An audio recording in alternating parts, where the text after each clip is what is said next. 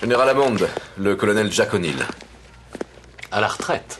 Vous avez de la chance. Je suis moi-même à quelques mois de la retraite. Je commence à penser à l'écriture de mes futures mémoires. Vous n'avez jamais songé à raconter vos exploits dans un bouquin? Oh, ça me tente bien, si. Mais ce qui me gêne, c'est d'avoir à éliminer tous ceux qui l'auront lu. Non, je plaisante, mon général. Capitaine. Ne vous en faites pas, mon colonel, je ne craquerai pas. Ah bon? Mais j'allais seulement dire les femmes d'abord. Je suis sûre que vous m'apprécierez quand vous me connaîtrez mieux. Mais je vous apprécie déjà, capitaine. Mon Dieu. Regardez ça. L'énergie que la porte doit développer pour créer un tel passage entre deux mondes, c'est proprement astronomique. Désolée, je ne vois pas d'autre mot.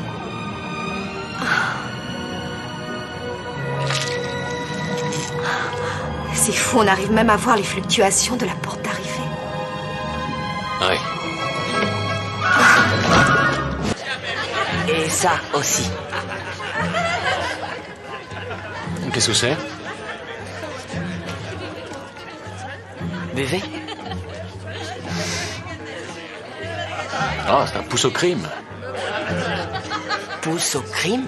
Oui, pouce au crime, ou si tu préfères, de l'agnole. Mais qu'est-ce que vous leur apprenez à ces gosses, Daniel? Goûtez. D'accord. Cuvée spéciale Scara. On va goûter ça.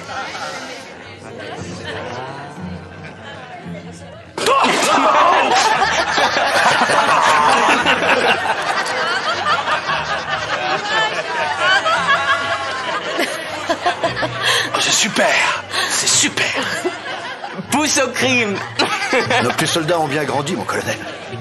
Oui, je m'en aperçois, oui. Wow. Elle était complètement à l'inverse des autres. Par exemple, elle se tordait de rire chaque fois que je me lançais dans une tâche qui pour eux était tout à fait banale. Tenez, moudre sa farine soi-même. Vous avez déjà essayé de moudre votre propre farine? Non, pas récemment, j'essaie d'arrêter. Je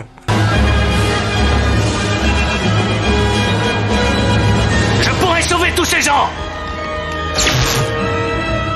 Aidez-moi! Aidez-moi. Bien d'autres ont dit cela. Et vous êtes le premier que je crois!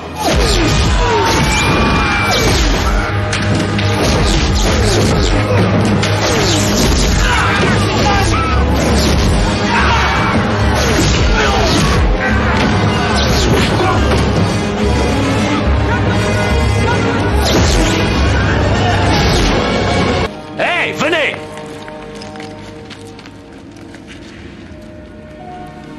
Je n'ai nulle part où aller. Je peux vous emmener là d'où je viens, mais dépêchez-vous!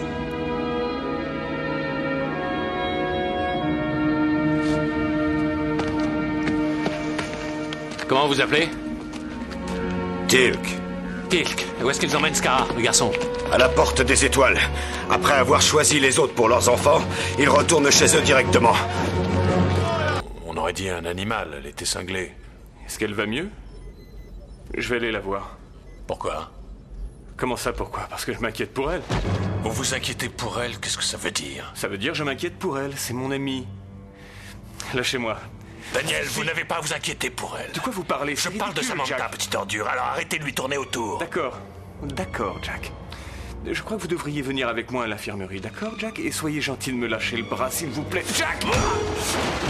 Carter?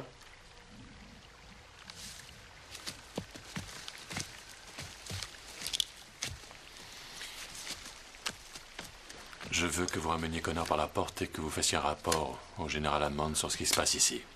Non, mon colonel. Non, mon colonel. Ce n'est pas votre problème. Il faut que quelqu'un aille faire un rapport au général et ce sera vous. Non, mon colonel. Non, mon colonel?